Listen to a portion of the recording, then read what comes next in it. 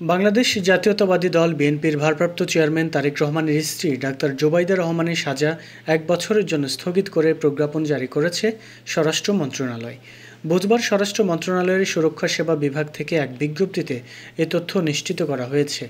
রাষ্ট্রপতির আদেশক্রমে এতে সই করেন উপসচিব মোহাম্মদ আবু সাইদ মোল্লা।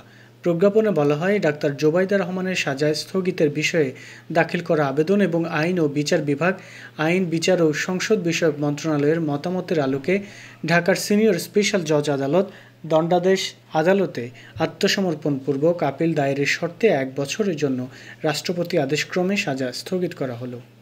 ২০০৭ সালের ২৬ সেপ্টেম্বর দুদকের উপপরিচালক মোহাম্মদ জহিরুল হুদা রাজধানীর কাফরুল থানায় তারেক রহমান, তার স্ত্রী ডাক্তার জোবাইদা রহমান ও তারেক রহমানের শাশুড়ি সৈয়দা ইকবাল মান্দ-বানুর বিরুদ্ধে মামলা করেন। ২০২৩ সালে ২ আগস্ট ঢাকার জ্যেষ্ঠ বিশেষ জজ আদালত ও মহানগর দায়রা জজ আদালতের বিচারক মোহাম্মদ আসাদুজ্জামান তারেক রহমানকে ৯ বছর ও জোবাইদা রহমানকে ৩ বছরের কারাদণ্ড দেন।